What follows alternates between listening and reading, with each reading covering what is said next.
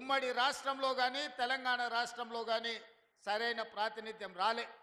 7 దశాబ్దాల తర్వాత ఈ పాలమూరు బిడ్డల ఆశీర్వాదం వల్ల మీరు అండగా నిలబడి 12 మంది పార్లమెంటు సభ్యులను గెలిపించి ఆశీర్వదించి నన్ను హైదరాబాద్కు పంపిస్తే తెలంగాణ రాష్ట్రానికి ముఖ్యమంత్రిగా మీ పాలమూరు బిడ్డ మీ సోదరుడు ఇవాళ ముఖ్యమంత్రి అయ్యి ఇవాళ మీ ముందు నిటారుగా నిలబడ్డాడు. మిత్రులారా, ఇవాళ ఆలోచన చేయండి. ఉమ్మడి రాష్ట్రంలో ఎంతోమంది పాలకులు వచ్చిండ్రు, ఎందరో ముఖ్యమంత్రులు అయినరు. ఎన్నిసార్లైనా మన పాలమూరు పేదరికాన్ని చూపించి ప్రపంచ దేశాలలో మార్కెటింగ్ చేసుకున్నారు తప్ప మన జిల్లాను అభివృద్ధి చేయలే. ఇవాళ ఈ వేదిక మీద నుంచి నేను అడుగుతున్న మేధావులను, ఈ తెలంగాణ రాష్ట్రంలో ఉన్న చదువుకున్న వాళ్ళను, నీళ్లు నాగరికత తెస్తాయి, నీళ్లు పంటలు తీసుకొస్తాయి, మీ నీళ్లు పసిడి బంగారాన్ని పండిస్తాయి. మరి నీళ్లు నాగరికతను తేవాల్సింది, పసిడి పంటలు పండించాల్సిన ఈ పాలమూరు జిల్లాలో కృష్ణానది జలాలు 811 టీఎంసీలు దశాబ్దాలుగా పారుతున్నా మాకెందుకు పసిడి పంటలు రాలేదు? మా కష్టాలు ఎందుకు తీరవలేదు? మా కన్నీళ్లు ఎందుకు తూడవలేదని నేను అడుగుతున్నా. ఈ పాలమూరు జిల్లా నాడు ఉమ్మడి రాష్ట్రంలో లేదా? ఈ పాలమూరు జిల్లా ఏర్పడ్డ తెలంగాణ రాష్ట్రంలో లేదా?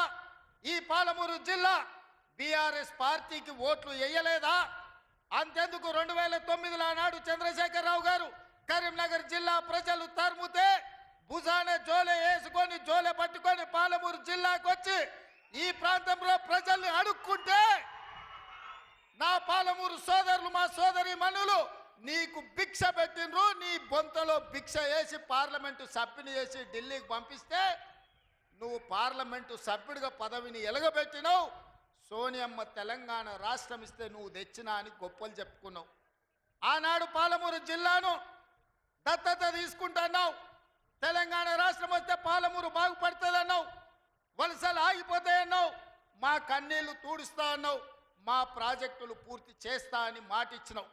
నేను ఇవాళ అడుగుతున్న వేదిక మీద నుంచి 10 సంవత్సరాలు ముఖ్యమంత్రిగా ఉన్న చంద్రశేఖరరావు గారు 2009లో మేము హక్కున చేర్చుకొని మా కడుపులో పెట్టుకొని చూసుకుంటే, మేము భుజాల మీద పెట్టి మోసుకుంటే, పాలమూరులో ఊరు లేకపోయినా, పార్లమెంటులో నీకు నోరు రాకపోయినా, మేము ఎంపీగా గెలిపిస్తే మేము భిక్ష పెడితే నువ్వు ఆనాడు ఎంపీ అయినవు.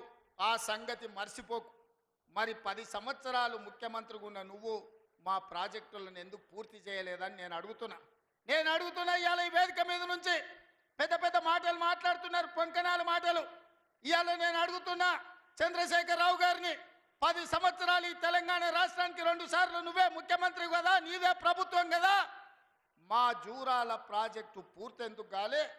మా కల్వకుర్తి ఎత్తిపోతల కంప్లీట్ ఎందుకు కాలేదు?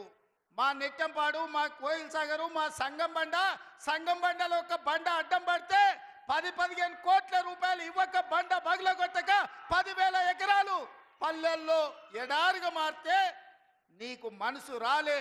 సంగం బండలో బండ వలగొట్టలే. కానీ మేము వచ్చిన తర్వాత ఆ బండ బగలగొట్టి ఆ గ్రామాలకు నీళ్ళు ఇచ్చినాం. ఇవాళ కోయిల్ సాగర్, ఇవాళ మీ ఆర్టీఎస్, ఇవాళ ఈ ప్రాంతంలో ఉండే ఏ ప్రాజెక్ట్ అయినా ఎందుకు 10 ఏళ్లలో పూర్తి చేయలే? అదే కాదా నాడు ఉమ్మడి రాష్ట్రంలో జూపల్లి కృష్ణారావు గారు, చిన్నారెడ్డి గారు, డాక్టర్ మల్లు రవి గారు ఆనాడు కిరణ్ కుమార్ రెడ్డితో కొట్లాడి, ఆనాడు అరుణమ్మ గారు కూడా మంత్రిగా పాలమూరు రంగారెడ్డి ఎత్తిపోతల ప్రాజెక్టు పూర్తి చేయాలి, 12 లక్షల ఎకరాలకు నీళ్లు ఇవ్వాలి అని కొట్లాడి జూరాల నుంచి నీళ్లు తీసుకోవాలని పాలమూరు రంగారెడ్డి ఎత్తిపోతల పథకానికి అనుమతి తీసుకొచ్చారు. 16,000 కోట్లతోని ప్రాజెక్టు మంజూరైంది. 35,000 కోట్లు మొత్తం అంచనాలు వేసి టెండర్లు పిలిచిండ్రు. కానీ చంద్రశేఖరరావు వచ్చిన తర్వాత ప్రాజెక్టుల రీడిజైనింగ్ పేరు మీద 35,000 కోట్ల రూపాయల ప్రాజెక్టును 55,000 కోట్ల రూపాయలకు పెంచిండు. టెండర్లు పిలిచిండు, కాంట్రాక్టర్లకు ఇచ్చిండు, కమిషన్లు మెక్కిండు. జూరాల నుంచి నీళ్లు తీసుకోవాల్సిందని శ్రీశైలం బ్యాక్ వాటర్స్కు పంపించాడు. ఇవాళ శ్రీశైలానికే ఆ ప్రాజెక్టును తరలించడం వల్ల ఈరోజు పాలమూరు ఎడారిగా మారుతుంది. 10 ఏళ్లలో పాలమూరు రంగారెడ్డి పూర్తి చేసిన, కల్వకుర్తి పూర్తి చేసిన, భీమా, నెట్టంపాడు, కోయిల్ సాగర్, రాజోలి బండ పూర్తి చేసి ఉంటే తుమ్మిళ్ళ ప్రాజెక్టును పూర్తి చేసి ఉంటే ఇవాళ ఆంధ్రప్రదేశ్ మనకు అభ్యంతరం పెట్టకపోయి ఉండే. 10 ఏళ్లలో నువ్వు ప్రాజెక్టులు పూర్తి చేయలేదు, పాలమూరును పడావు పెట్టినావు కాబట్టి ఇవాళ మా ప్రాంతం ఎడారిగా మారింది.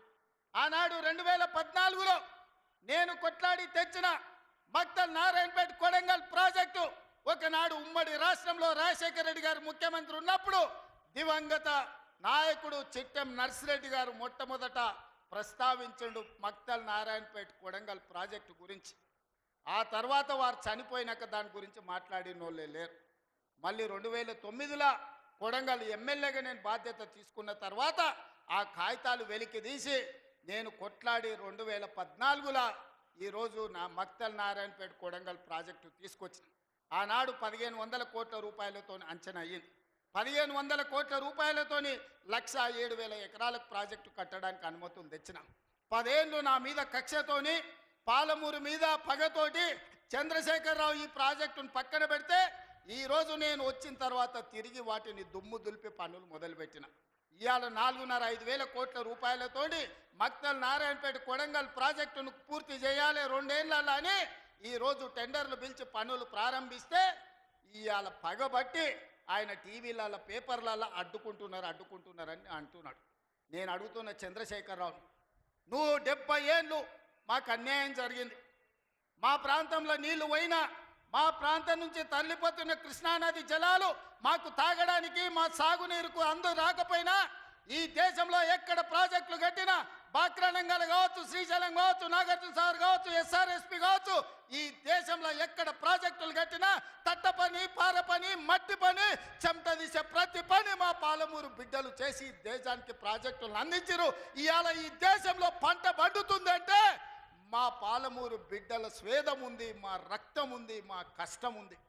అట్లాంటి మా జిల్లా ఎడారిగా మారి వేలాది మంది వలసలు పోతుంటే తమ పసిపిల్లల్ని తల్లిదండ్రుల దగ్గర, ముసలోళ్ళ దగ్గర, గుడిసెల దగ్గర వదిలి జంటలుగా మేస్త్రీల ఎంబడి వలస పోతుంటే వలసలు ఆపాలని ఇవాళ మా ప్రాజెక్టులు పూర్తి చేయాలని ప్రయత్నం చేస్తుంటే మా మీద పగబట్టినవు ఎందుకు చంద్రశేఖరరావు అని నేను అడుగుతున్నా. ఏం అన్యాయం చేసినాం నీకు చంద్రశేఖరరావు? మేము నిన్ను మా పార్లమెంట్ సభ్యుడిగా ఎన్నుకోవడం మేము చేసిన అన్యాయమా? నీ పార్టీకి పోయినసారి 13 సీట్లు ఇవ్వడం మేము చేసిన అన్యాయమా? ఏం అన్యాయం చేసినామని ఇవాళ మా జిల్లాల ప్రాజెక్టులను అంటుకుంటున్నాం. ఈ 10 ఏళ్లలో నువ్వు పాలమూరు రంగారెడ్డి ఎత్తిపోతలు పూర్తి చేసి ఉంటే ఇవాళ చంద్రబాబు నాయుడుతో పంచాయతీ ఎందుకు వస్తుండే? ఆనాడు నువ్వు వైఎస్ రాజశేఖర రెడ్డి ముఖ్యమంత్రి ఉన్నప్పుడు ఆనాడు పోతిరెడ్డిపాడు పక్క 4,000 క్యూసెక్స్ నుంచి 40,000 క్యూసెక్లకు పెంచింది. రాజశేఖర రెడ్డి గారికి ఊడిగం చేసింది. రాజశేఖర రెడ్డి చెప్పులు మోసి కృష్ణానది జలాలను రాయలసీమకు తరలించడానికి అనుమతించింది సన్నాసివి నువ్వు కాదా చంద్రశేఖరరావు? ఆనాడు నువ్వు ఊడిగం చేసి రాజశేఖర రెడ్డి పోతిరెడ్డిపాడు ద్వారా నీళ్లు తరలించకపోయిన కృష్ణానది జలాలు. మళ్ళీ ఆయన కొడుకు జగన్మోహన్ రెడ్డి ముఖ్యమంత్రి అయిన తర్వాత ఇదే ప్రగతి భవన్, ప్రజల స్వేదంతో నిర్మించిన ప్రగతి భవన్ అధికారిక కార్యాలయానికి వైఎస్ కొడుకు జగన్మోహన్ రెడ్డిని పిలిపించి పంచపక్ష ప్రమాణాలు పెట్టి 6 గంటలు చర్చించి రాయలసీమ ఎత్తిపోతల పథకం రచించింది నువ్వు కాదా? ఇది ద్రోహం కాదా? ఆనాడు రాజశేఖర రెడ్డితో కలిసి పోతిరెడ్డిపాడు ద్వారా కృష్ణానది జలాలను సీమకు తరలించకపోతుంటే హారతిచ్చింది నువ్వు కాదా? ఆనాడు మంత్రివర్గంలో నీ మంత్రులు లేరా? హరీష్ రావు గారు ఆ మంత్రివర్గంలో మంత్రి కాదా అని నేను ఇవాళ అడుగుతున్నా. అదే కాదు, జగన్మోహన్ రెడ్డి గారు ముఖ్యమంత్రి ఉన్నప్పుడు ఏ నీళ్ల కోసం తెలంగాణ రాష్ట్రం తెచ్చుకున్నామో, ఏ నీళ్ల కోసం శ్రీకాంతాచారి లాంటి యువకులు, నూనూగు మిసాల యువకులు ఆత్మ బలిదానాలు చేసుకున్నారు. ఆ బలిదానాలతో సాధించుకున్న తెలంగాణలో కృష్ణానది జలాలు రంగారెడ్డి, మహబూబ్ నగర్, అదేవిధంగా నల్గొండ, ఖమ్మం జిల్లాలకు ప్రాజెక్టులకు, భూములకు పారాల్సిన నీళ్లు రాయలసీమ జిల్లాలకు తరలించకపోతుంటే రాయలసీమ లిఫ్ట్ ఇరిగేషను, అదేవిధంగా ముచ్చుమర్రి లిఫ్ట్ ఇరిగేషన్ నిర్మించుకుంటుంటే ఒక్క రోజైనా నువ్వు అడ్డుకున్నావా? వీరతిలకం దిద్ది జగన్మోహన్ రెడ్డికి పంచపక్ష ప్రమాణాలు పెట్టింది నువ్వు కాదా? ఇవాళ నువ్వు చేసిన పాపం ఇవాళకు మాకు శాపమైంది, ఇవాళ మాకు ఉరైంది. ఇవాళ తొందరలోనే రాయలసీమ లిఫ్ట్ ఇరిగేషన్ పూర్తి అయితే రోజుకు 10 టీఎంసీలు అంటే ఒక్క నెల రోజులు మన కళ్ళు మూసుకుంటే 300 టీఎంసీలు శ్రీశైలం మొత్తం తరలించకపోవడానికి మలుపుకపోవడానికి ఇవాళ పునాదులు వేస్తే ఆంధ్రప్రదేశ్ ప్రభుత్వం వీర తిలకం దిద్ది కాంట్రాక్టర్ల దగ్గర కమిషన్ల కోసం కక్కుర్తిపడ్డది నువ్వు కాదా చంద్రశేఖరరావు? ఆనాడు సాగునీటి పారుదల శాఖ మంత్రి హరీష్ రావు కాదా అని నేను అడుగుతున్నా. 5 ఏళ్ళు హరీష్ రావు సాగునీటి పారుదల శాఖ మంత్రి, 5 ఏళ్ళు చంద్రశేఖరరావు గారు సాగునీటి పారుదల శాఖ మంత్రి. మరి నేను ఇవాళ అడుగుతున్నా, పాలమూరు అక్కనే ఉంది, కల్వకుర్తి అక్కనే ఉంది, భీమా ఎండిపోయింది, కోయిల్ సాగర్ ఆరిపోయింది, ఈరోజు ఆర్డీఎస్ అట్లనే ఉండిపోయింది. మా ప్రాజెక్టులు ఎందుకు పూర్తి చేయలే? మా పాలమూరు కష్టాలు ఎందుకు తీరవలేదని నేను అడుగుతున్నా. ఈ నీళ్లు మాకు నాగరికతను ఎందుకు తేలే? ఈ నీళ్లు మాకు పసిడి పంటలు ఎందుకు తీయలే? ఈ నీళ్లు మాకెందుకు కన్నీళ్లు మిగిలిచ్చినాయని నేను అడుగుతున్నా. ఈ నీళ్లు మా భూములు ఎడారుగా మారడానికి, ఈ నీళ్లు మా ప్రజలు వేలాదిగా వలసలు పోవడానికే పనికొచ్చినాయి తప్ప మా జీవితాలలో వెలుగులు వచ్చినాయని నేను అడుగుతున్నా. ఈ పాపం నీది కాదా చంద్రశేఖరరావు? ఈ పాపం నీదే కదా? 10 ఏళ్ళు వచ్చిన తెలంగాణ రాష్ట్రంలో 2 లక్షల కోట్ల రూపాయలు సాగునీటి ప్రాజెక్టుల కోసం ఖర్చు పెట్టినావు కదా. 1,00,000 కోట్లు కాళేశ్వరం కట్టినావు, 1,00,000 కోట్లల్లా 1,000 కోట్లు మింగినావు. కట్టిన కాళేశ్వరం కుప్పగూలిపోయింది. ఇంతకంటే దిక్కుమాలిన ప్రాజెక్ట్ ఇంకెక్కడైనా ఉంటుందా అని నేను చంద్రశేఖరరావుని అడుగుతున్నా. ఇవాళ మా ప్రాజెక్టులు పడావు పెట్టి మా నిధులు నీళ్ళేమో రాయలసీమ తరలించకపోయింది, నిధులేమో నువ్వు తరలించకపోయినావు, పదవులేమో నీ ఇంట్లోకి వచ్చినాయి, పాపాలేమో మాకు వచ్చినాయి. ఇవాళ ఈ పాపాలు ఈ కష్టాలు ఎంతకాలం మేము ఎదుర్కోవాలని నేను అడుగుతున్నా. అందుకే మిత్రులారా, ఇవాళ మన మీద పగబట్టిండు. 10 ఏళ్ళు ముఖ్యమంత్రి ఉన్నాయన, మన పరిపాలన బాగలేదంటుండు.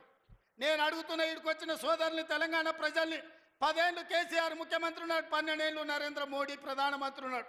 ఇవాళ చర్చకు సిద్ధమా? కిషన్ రెడ్డి గారు మీ పార్టీ ప్రెసిడెంట్గా నువ్వురా, కేంద్ర మంత్రిగా నువ్వురా, చంద్రశేఖరరావు గారు ప్రతిపక్ష నాయకుడిగా నీ పార్టీ ప్రెసిడెంట్గా నువ్వురా, కాంగ్రెస్ పార్టీ నుంచి ముఖ్యమంత్రిగా నేను వస్తా.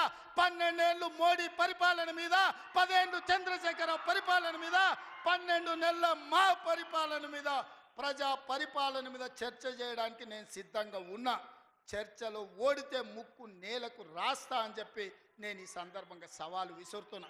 ఇవాళ నేను అడుగుతున్నా, మాకు అవకాశం వచ్చింది, మా జిల్లాకు అవకాశం వచ్చింది, మేము ఎవరినో అడుక్కోవడం, ఎవరి ముందల్లో చేయి దాచడం కాదు. ఇవాళ మా పాలమూరు జిల్లాకే ఒక అవకాశం వచ్చింది. మా ప్రాజెక్టులు మేము పూర్తి చేసుకోవద్దా? మా మక్తల్ నారాయణపేట కొడంగల్ ఎత్తిపోతల పథకాన్ని మేము కట్టుకోవద్దా? మా పాలమూరు రంగారెడ్డి పూర్తి చేసుకోవద్దా? మా కల్వకుర్తి పూర్తి చేసుకోవద్దా? మా భీమా పూర్తి చేసుకోవద్దా? మా నెట్టంపాడు పూర్తి చేసుకోవద్దా? మా కోయిల్ సాగర్ పూర్తి చేసుకోవద్దా? మా జూరాల పూర్తి చేసుకోవద్దా? మా తుమ్మిళ్ళ ప్రాజెక్టు పూర్తి చేసుకోవద్దా? మా ప్రాంతం అభివృద్ధి చెందొద్దా అని చంద్రశేఖరరావుని అడుగుతున్నా.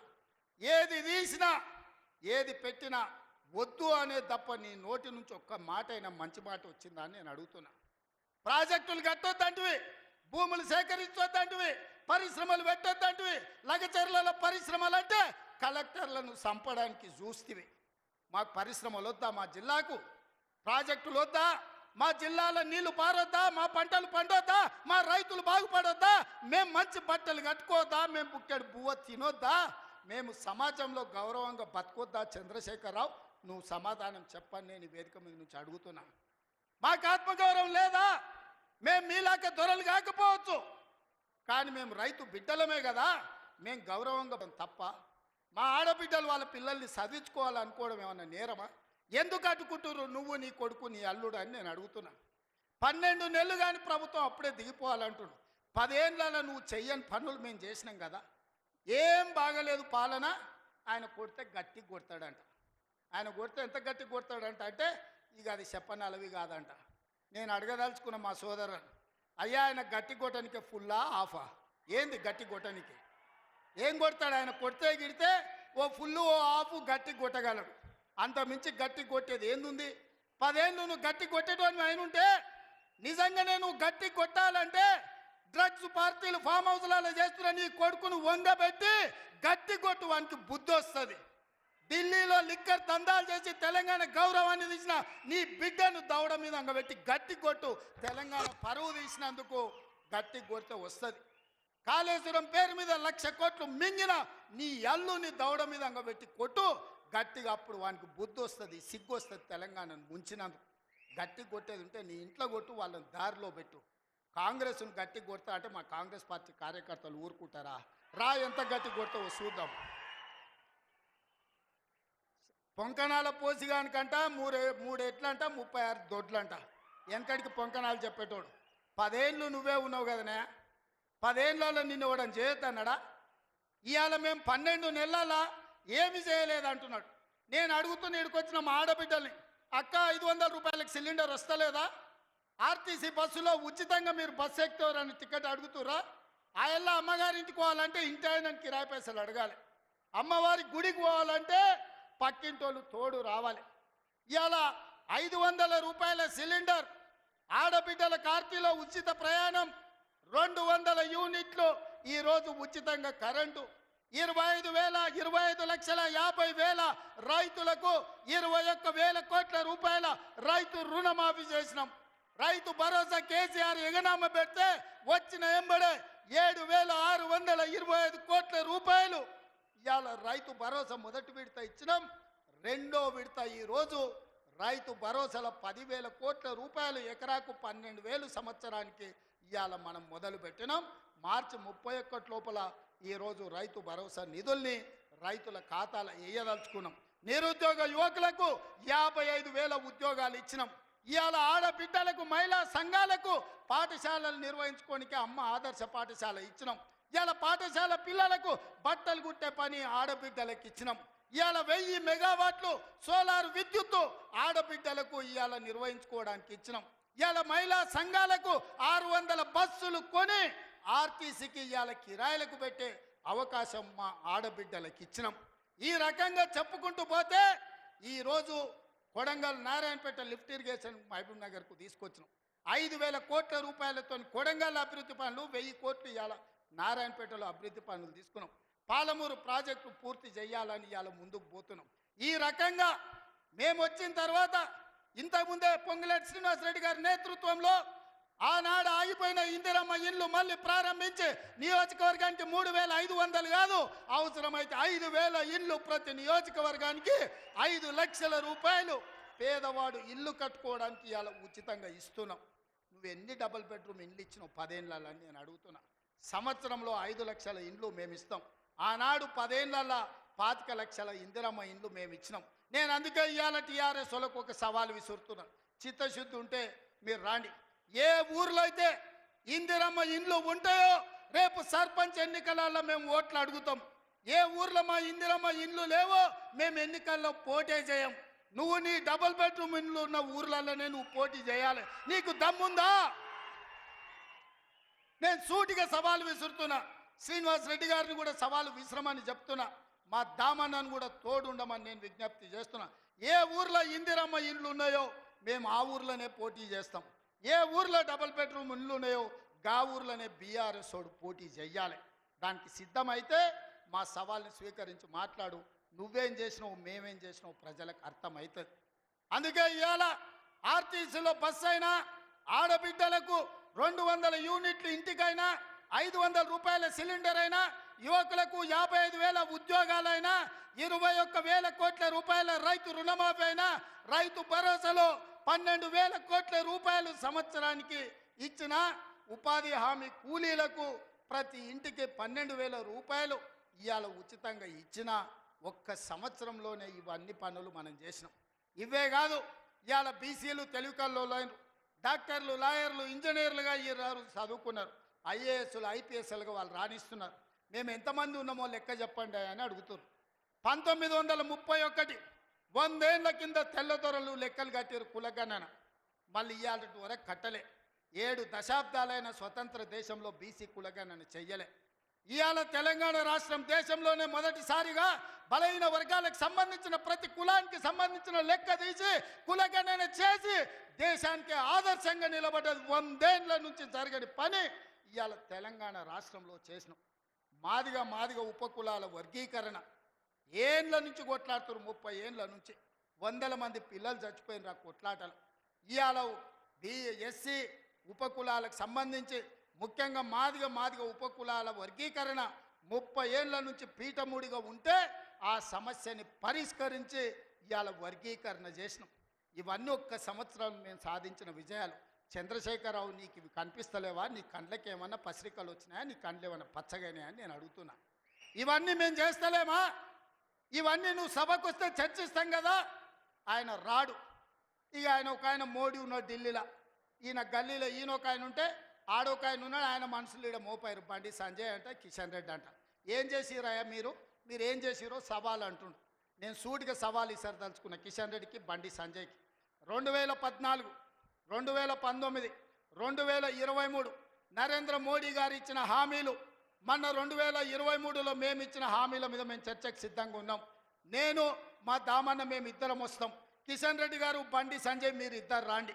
బీఆర్ఎస్ నుంచి వాళ్ళని కూడా తండ్రి కొడుకులు వస్తారో, మామ అల్లుడు వస్తాడో, బావ బామార్ది వస్తాడో, ఎవడో ఒకడు వాళ్ళని కూడా రాని. చర్చ పెడదాం, బజార్లో పెడదాం, అంబేద్కర్ చౌరస్తాలో పెడదాం, అంబేద్కర్ సాక్షిగా చర్చ చేద్దాం. 10 ఏళ్ళు కేసీఆర్ ముఖ్యమంత్రిగా, 12 ఏళ్ళు నరేంద్ర మోడీ ప్రధానమంత్రిగా, 12 నెలలు మన ప్రభుత్వం ఇందిరమ్మ ప్రభుత్వం చేసిన పనుల మీద చర్చ చేద్దాం. నరేంద్ర మోడీ ఇచ్చిన మాట, స్విస్ బ్యాంకులో లక్షల కోట్ల రూపాయలు నల్లధనం ఉంది, అవి తెచ్చి ప్రతి పేదవాడి ఖాతాలో 15 లక్షలు వేస్తా అన్నాడు. ఒక్క పేదోని ఖాతాలన్నా మోడీ 15 పైసలు వేసినాడే? వేసిండా? ఒక్క రూపాయి నల్లధనం తేలే. కానీ నల్లధనం ఉన్నోళ్ళు దేశం విడిచి పారిపోయినారు. నీరవ్ మోడీ, ఆయన చోక్సీ, విజయ్ మాల్యా, ఇట్లా 100 మంది బ్యాంకులను ముంచి 16 లక్షల కోట్ల రూపాయలు బ్యాంకులకు ఎగదొప్పి పెట్టుబడిదారులు, మోడీ దోస్తులు దేశం విడిచి విదేశాలకు పారిపోయినారు తప్ప విదేశాలలో ఉన్న నల్లధనం ఒక్క పైసా కూడా మోడీ తెచ్చింది లేదు, పేదోడి ఖాతాలు వేసింది లేదు. రైతుల ఆదాయం 2 చేస్తా అన్నాడు. కానీ రైతు వ్యతిరేక నల్ల చట్టాలు తెస్తే 16 నెలలు ఢిల్లీ సరిహద్దుల్లో సైనికులాగా వేలాది మంది రైతులు దీక్ష చేసి నరేంద్ర మోడీ మెడలు వంచి జాతికి క్షమాపణ చెప్పి రైతు వ్యతిరేక నల్ల చట్టాలను మోడీ చేత ఉపసంహరింపజేసిండ్రు రైతులు. అదేవిధంగా 2022 లోపల ప్రతి పేదవాడికి ఇల్లు అందిస్తా అన్నాడు మోడీ. ఏ పేదోడికి ఇల్లు ఇచ్చినవో ఈరోజు అప్పక్పల్లికి రా, చూపిద్దురా మోడీ ఇచ్చిన ఇల్లు ఎక్కడుందో. నేను అడుగుతున్నా, నారాయణపేటకు రా, మోడీ ఇచ్చిన ఇల్లు ఎక్కడున్నాయో నువ్వు చూపిద్దురా. సంవత్సరానికి 2 కోట్ల ఉద్యోగాలు ఇస్తున్నాడు. 12 ఏళ్ళు అయింది, 24 కోట్ల ఉద్యోగాలు రావాలి. ఆ లెక్కన ఒక తెలంగాణకే 1 కోటి ఉద్యోగాలు రావాలి. ఎవరికి వచ్చినాయో ఉద్యోగాలు? ఓ కిషన్ రెడ్డికి, ఓ బండి సంజయ్కి, 2 ఉద్యోగాలు వచ్చినాయి. తెలంగాణలో ఎవరైనా మోడీ ఉద్యోగం ఇచ్చిండా? ఎవరికి ఉద్యోగాలు ఇచ్చిండో మోడీ వచ్చి చూపియాలి లెక్క. నేను ఇచ్చిన 55,000 మందికి మొదటి సంవత్సరంలో ఉద్యోగాలు తలకాయ లెక్క పెడితే ఎల్బీ స్టేడియం రా, ఒక్కొక్కరిని లెక్క పెట్టి పేరు రాసుకొని ఏ ప్రభుత్వ ఉద్యోగం ఇచ్చినో లెక్కలు చెప్తా. మోడీ గారు, నీ బంట్లను పంపిస్తావో, నీ బంట్రోతులను పంపిస్తావో నువ్వు పంపించు, లెక్క పెట్టి చూపించే బాధ్యత నాది. మోడీ ఒక రకంగా మోసం చేస్తే ఇక్కడున్న కేసీఆర్ గారు ఇంకొక రంగా ప్రజల్ని వంచిండు, మోసం చేసిండు, దోపిడీ చేసిండు. ఇవాళ అందుకే సూటిగా నేను సవాలు విసిరదలుచుకున్న బీజేపీ బీఆర్ఎస్ వాళ్ళకు. బీఆర్ఎస్ 23లో అధికారం పోయింది, 24 పార్లమెంట్లో డిపాజిట్లు పోయినాయి. ఇప్పుడు జరిగే ఎమ్మెల్సీ ఎన్నికల్లో పోటీకి అభ్యర్థులు దొరకలేదు. అదో దిక్కుమాలిన పార్టీ. ఆ దిక్కుమాలిన పార్టీ తండ్రో దిక్కు, కొడుకో దిక్కు, అల్లుడో దిక్కు, బిడ్డో దిక్కు కాకుల్లాక వాడి పొడుసాలను చూస్తున్నారు. ఈ కాకులకు సరైన జవాబు చెప్పాల్సింది కాంగ్రెస్ పార్టీ కార్యకర్తలే అని చెప్పి నేను ఈ సందర్భంగా తెలియజేయదలుచుకున్నా. మీరు అడగండి, 10 ఏళ్ళు వాళ్ళు పరిపాలన చేశారు, 10 నెలల్లో మనం అన్నీ చేయలేదని అంటున్నాం. 5 ఏళ్ళ కోసం కదా ఈ ప్రభుత్వం ఎన్నికైంది. 5 ఏళ్లలో అన్ని పనులు పూర్తి చేసే బాధ్యత మనది. ఇవాళ అందుకే పేదలకు అనుకూలంగా పేదల పాలన ఉన్నది. పేదలు బాగుపడితే, పాలమూరు పచ్చబడితే వాళ్ళ కళ్ళు మండుతున్నాయి, వాళ్ళ కడుపు మండుతుంది. పాలమూరు ఎండాలే, మన జీవితాలు పాడు కావాలి అనేది వాళ్ళ ఆలోచన. అందుకే మనమందరం అప్రమత్తంగా ఉండాలి. ఈ జిల్లాకు ఒక అవకాశం వచ్చింది, మన ప్రాజెక్టులు మనమే పూర్తి చేసుకుందాం, మన నిధులు మనమే కేటాయించుకుందాం, మన పనులు పూర్తి చేసుకునే బాధ్యత మనది. ఇవాళ నారాయణపేటకు ఇవాళ ముఖ్యమంత్రి వచ్చిందంటే 1000 కోట్లతో పనులు ప్రారంభించుకున్నామంటే ఓ మెడికల్ కాలేజీ, ఓ నర్సింగ్ కాలేజీ, ఓ పారామెడికల్ కాలేజీ, ఓ ఇంటిగ్రేటెడ్ రెసిడెన్షియల్ స్కూల్, ఓ మహిళలకు పెట్రోల్ బంక్, ఇందిరమ్మ ఇల్లు ఇక్కడ నుంచి రాష్ట్రానికి ప్రారంభించుకున్నామంటే ఇవాళ మనోడు మన బిడ్డ ఇవాళ ముఖ్యమంత్రి ఉన్నాడు కాబట్టి. పెద్దలు చెప్పిండ్రు మట్టికి పోయినా ఇంటోడే పోవాలి అని. ఇవాళ తెలంగాణ రాష్ట్రానికి మీ బిడ్డ ముఖ్యమంత్రి ఉంటే వాళ్ళ కడుపు మండుతుంది, కళ్ళల్లో నిప్పులు పోసుకుంటారు. ఇవాళ మన మధ్యలో పంచాయతీలు పెట్టాలని చూస్తారు, మన ప్రాజెక్టులు ఆపాలని చూస్తారు. అందుకే ఈ ప్రాంతంలో వచ్చే పరిశ్రమలైన, సాగునీటి ప్రాజెక్టులకైనా, భూసేకరణను అడ్డుకోకండి. మీకు నష్టపరిహారం అధికంగా ఇచ్చే బాధ్యత మాది. మీరు కొత్త ప్రాజెక్టులు, కొత్త భూములు కొనుక్కోండి, కొత్త ప్రాజెక్టులు కట్టుకోండి. 10 లక్షలు కానీ అవసరమైతే భూములు పోయేటోళ్ళకి 20 లక్షల రూపాయలు ఇప్పించే బాధ్యత నాది. మీ బిడ్డ ఉన్నాడు ఇక్కడ, మీ సోదరుడు ఉన్నాడు. మీరెవ్వరు బాధపడకండి, కన్నీళ్ళు పెట్టుకోకండి. ప్రభుత్వ ఖజానా నుంచి మన జిల్లాకు నేను ఈరోజు నిధులు ఇస్తా. మా అనిరుద్ధ్ రెడ్డి ఉన్నాడు, ఈరోజు ఉదండాపూర్ ప్రాజెక్టు గురించి చెప్తున్నాడు. ఖచ్చితంగా ప్రాజెక్టు సమస్యను తొందరలోనే పరిష్కరించే బాధ్యత నాది. నష్టపరిహారం ఇచ్చే ఉదండాపూర్ ప్రాజెక్టును పూర్తి చేసి రైతుల్ని ఆదుకునే బాధ్యత నేను తీసుకుంటా. ఇవాళ మీ కష్టాలు తీరవకపోతే, మీ సమస్యల్ని పరిష్కరించకపోతే మీ బిడ్డ తెలంగాణ ముఖ్యమంత్రిగా ఉండి ప్రయోజనం ఏందని నేను మిమ్మల్ని అడుగుతున్నా. సంపూర్ణమైన విశ్వాసం పెట్టుకోండి. లేక లేక మనకు ఒక అవకాశం వచ్చింది. మన ఇంట్లోనికి మన బిడ్డకు అవకాశం వచ్చినప్పుడు శత్రువులు కుట్రలు చేస్తున్నారు. కడుపుల కత్తులు పెట్టుకొని బయలుదేరుతున్నారు. కౌగిలించుకున్నట్టే ఇకిలిస్తున్నారు. కౌగిలించుకొని కడుపుల కత్తులు పెట్టి పొడిచి సంపాలని చూస్తున్నారు.